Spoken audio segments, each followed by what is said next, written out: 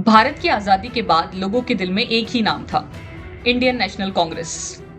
1952 का पहला general election हुआ।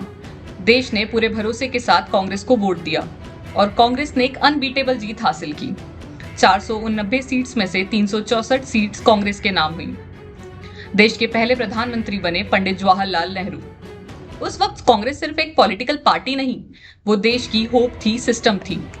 अपोजिशन वीक था और लोगों को लगता था कांग्रेस ही इंडिया का फ्यूचर है। टाइम बदला और 1967 का इलेक्शन आए। कांग्रेस जीती, लेकिन पहली बार उसकी पावर वीक दिखने लगी।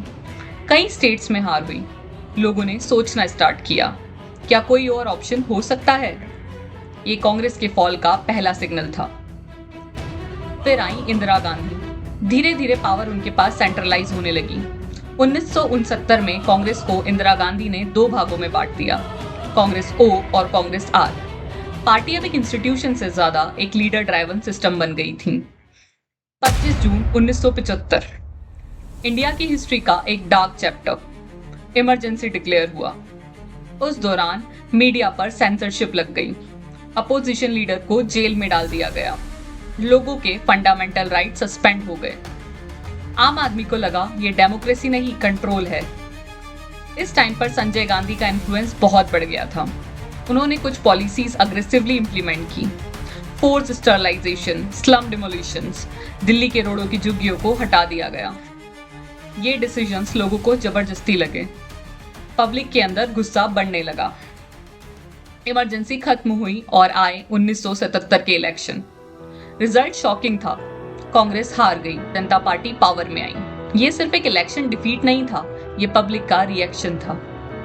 लोग कह रहे थे पावर का मिसयूज एक्सेप्ट नहीं होगा।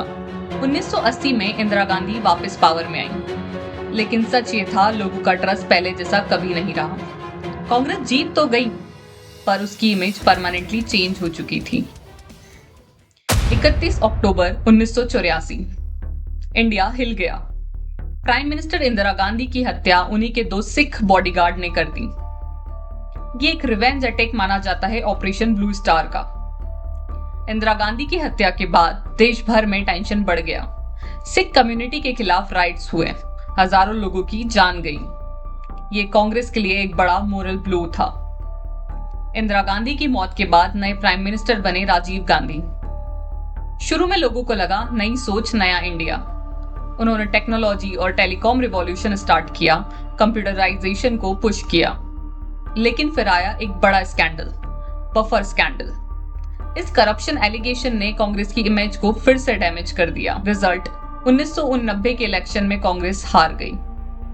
कोलिएशन गवर्नमेंट का एरा स्टार्ट हुआ। रीजनल पार्टी स्टार्ट होने लगी। भारतीय जनता पार्टी राइज होने लगी। 2004 में सोनिया गांधी की लीडरशिप आई।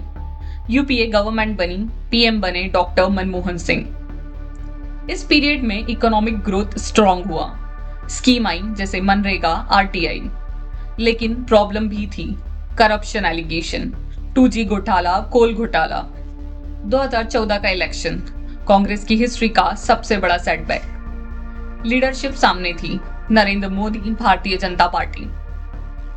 कांग्रेस सिर्फ 44 सीट्स पर आ गई। अब कांग्रेस एक डोमिनेंट पार्टी से अपोजिशन स्ट्रगल बन चुकी थी। कांग्रेस का फॉल एक दिन में स्टार्ट नहीं हुआ, ये एक स्लो प्रोसेस था। पावर खोना प्रॉब्लम नहीं होता, लेकिन जब एक पार्टी लोगों का ट्रस्ट, रिस्पेक्ट और कनेक्शन खो देती है, तो उसका फॉल सिर्फ पॉलिटिकल नहीं, हिस्टोरिकल बन जाता है।